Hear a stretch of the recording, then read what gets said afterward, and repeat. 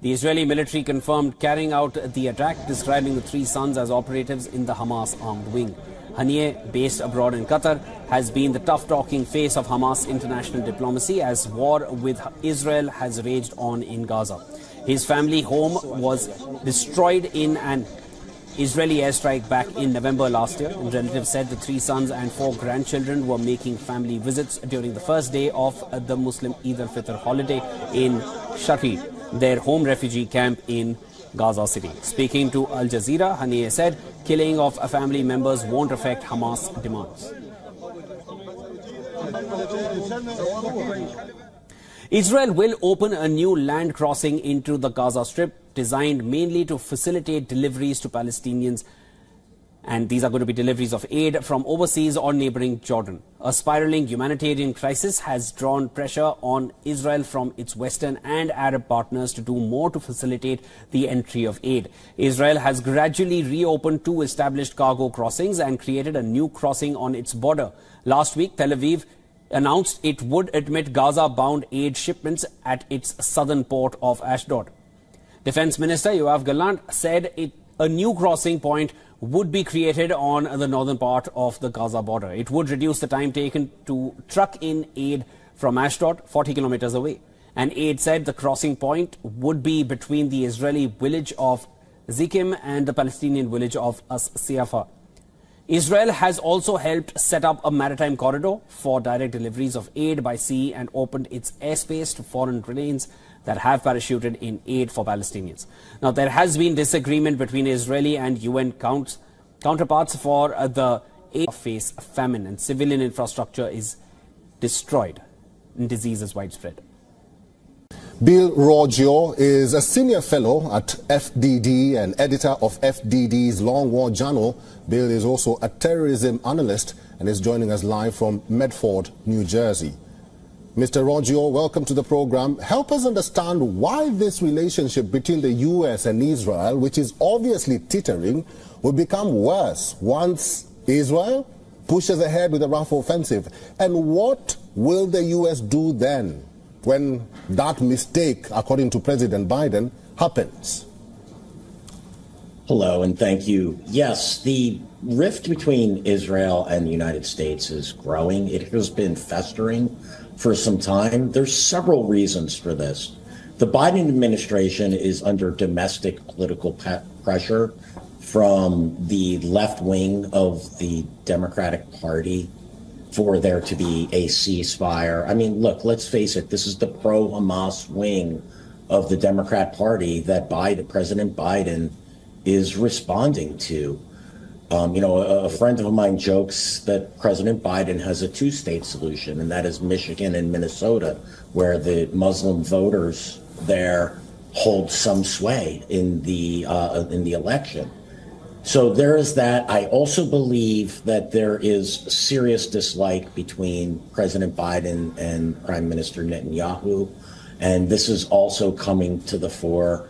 The President Biden and his staff have increasingly become anti-Israeli as time has gone on. Mm-hmm. There is all the criticism in the world for Israel, and yet we have heard none of it directed at Hamas. There has been no demand for Hamas to accede to a ceasefire. Hamas's demand for a ceasefire is that Israel cease all operations. That would mean the survival of Hamas. It would continue to rule in Gaza. That's a non-starter for the Israelis. And after Hamas's horrific attack, which, by the way, had no consideration for civilians on October 7th, didn't have a humanitarian plan. Mr. Roggio, let's talk about that ceasefire. Now that the U.S. is talking about a ceasefire that Israel should agree to and allow in aid. But before you respond, there's a new problem, and you mentioned it. Hamas has rejected a U.S. plan for temporary ceasefire and instead plans to put forward its own ceasefire roadmap. What do you make of all this confusion? Because this is confusing even to the civilians. There is no confusion. Hamas's demand is for Israel to cease all military operations and withdraw from Gaza. That's its demand. It hasn't moved on this. And as President Biden and the U.S. administration continues to push Israel and not Hamas, Hamas becomes more entrenched. So to me, this is quite simple. All of the pressure is being put on Israel. And by the way, what other country would provide humanitarian aid to a state or to a people that it's at war with? Did the U.S. provide aid to the Taliban and the Afghan people as it conducted its invasion? Do the Russians do this in Ukraine? Does any country do this when they're at war? And why is Israel the only country that's required to provide aid and comfort to its enemies? While, if Hamas wants this war to end, all they need to do is surrender. It's that simple. If Hamas cared about civilian population, it would lay down its arms and allow the world to provide for the Palestinian people. Okay, so you have various mediators haggling over a truce in Cairo. Then you have the Israeli Prime Minister huddling with the war cabinet and his ministers over directions of the war, and all of them giving varying statements. And yet the fighting has not stopped, and there is no sign of it ending soon. In your opinion, who or what is the problem here? The problem to me is Hamas. Now, within Israel, as far as the statements or the statements that don't really make sense coming from each party, we have to keep in mind this is a war cabinet, as you noted, and it isn't just Netanyahu. If the U.S. thinks things are going to change with Netanyahu leaving, which I think he should, by the way, he shouldn't take ownership for October 7th. Israel would be the best thing to happen to Israel would be for someone else to take control of this. Let Benny Gantz see how easy it is for the domestic political pressure, because if he thinks it's great for the hostages, there's greater pressure to defeat Hamas. The fighting is ongoing because Hamas will not surrender and Hamas will not negotiate a ceasefire. And Israel is unwilling to allow Hamas to continue ruling Gaza as its right. It was invaded on October 7th. It suffered heinous crimes, and it has every right under international law to defeat the Hamas government. And This is where the whole problem is. Hamas refuses to surrender, and Israel refuses to allow Hamas to continue to exist. And then the U.S. and Qatar and Egypt and Turkey are putting pressure on Israel to essentially allow Hamas to exist. This isn't sustainable for the Israelis. They'd be better suited to quickly go into Rafah and finish this campaign. Dragging this out only hurts Israel in the long run and helps Hamas. All right, I've been talking to Bill Roggio, who is a senior fellow at FDD and editor of FDD's Long War Journal. He is also a terrorism analyst. Bill Roggio, thank you very much for talking to WION World is One today. Thank you, sir. Hamas is claiming that 3 sons of their leader, Ismail Haniyeh, were killed in the latest barrage of Israeli attacks in Gaza. The 3 sons, named Hazem, Amir, and Mohammed, were apparently killed after their car was bombed near Gaza's Al-Shati camp. As per the militant group, 2 of Haniyeh's grandchildren were also killed in the attack, and the 3rd was left wounded. In response to this attack, the Hamas leader said, and I quote, "Our demands are clear and specific, and we will not make concessions on them. The enemy will be delusional if it thinks that targeting my sons at the climax of the negotiations and before the movement sends its response will push Hamas to change its position." Haniyeh has been at the forefront of ceasefire negotiations in Qatar, putting forth Hamas's demands to stop Israel's military offense in Gaza and urge for Israeli forces to withdraw from the enclave. The development comes in the backdrop of Hamas rejecting a truce proposal by the U.S. as they seek a permanent end to the destruction of Gaza.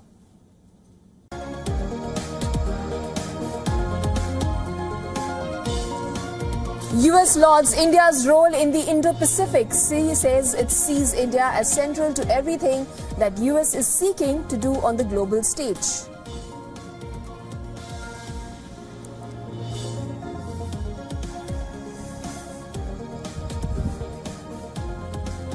The head of the Central U.S. Command is expected to visit Israel today to discuss the threat of an Iranian attack against Israel. This as the U.S. forces shoot down 11 drones fired by the Houthis over the Red Sea.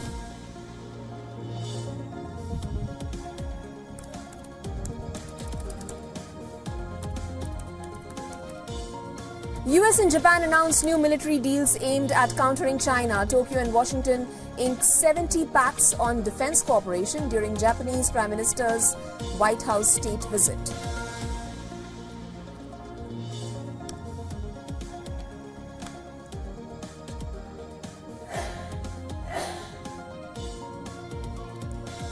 North Korean leader Kim Jong-un says unstable geopolitical situation surrounding his country mean now is the time to be more prepared for war than ever, as he inspected the country's main military university.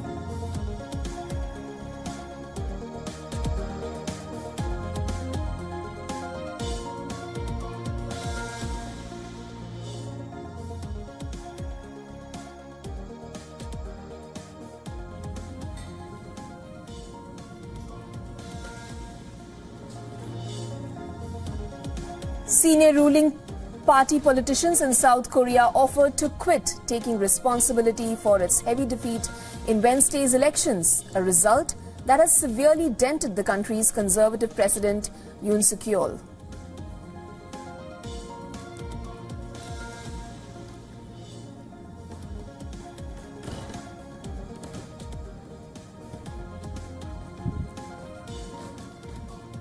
An unidentified terrorist has been killed after an encounter broke out in the wee hours between terrorists and security forces in Frasipora area of South Kashmir's Pulwama district.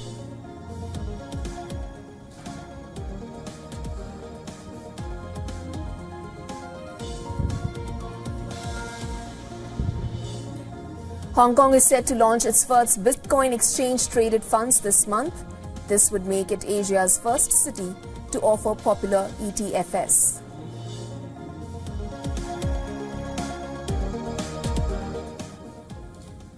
Three sons of Hamas leader Ismail Haniyeh were killed in an Israeli airstrike in the Gaza Strip on Wednesday. Now, the Israeli military confirmed carrying out the attack, describing the three sons as operatives in the Hamas armed wing. Reports suggest Hamas has stated it lacks the ability to locate 40 hostages needed for a ceasefire deal. The assertion raised fears that more hostages might be dead than previously believed. In the 7th month of the war, Hamas wants an end to Israeli operations, withdrawal from the enclave, and permission for displaced Palestinians to return home. Hamas said the three sons of Ismail Haniyeh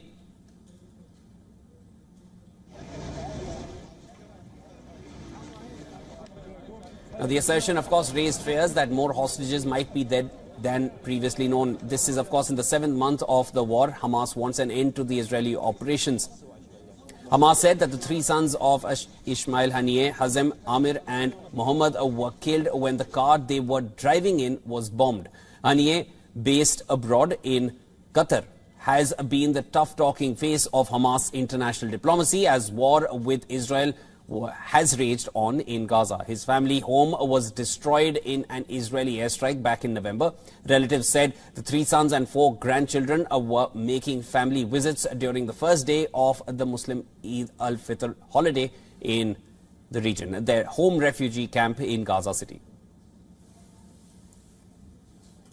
Now, Israel will open a new land crossing into the Gaza Strip designed mainly to facilitate deliveries to Palestinians of aid from overseas or neighboring Jordan.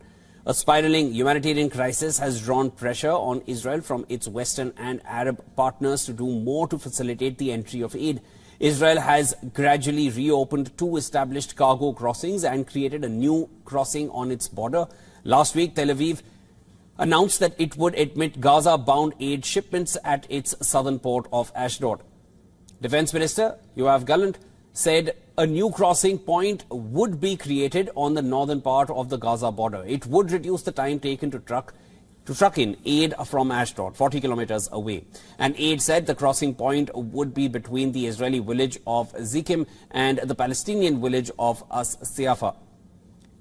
Israel has also helped set up a maritime corridor for direct deliveries of aid by sea and opened its airspace to foreign planes that have parachuted in aid for Palestinians. Now, there has been disagreement between Israeli and UN counts for the aid reaching Gaza. Most people are homeless. Parts of Gaza face famine, and civilian infrastructure is devastated, and disease is widespread in the region. Countries in the region and the US have been on high alert. They are preparing for a possible attack by Iran in response to a suspected bombing by Israeli planes of the Iranian consulate in Syria on April 1st.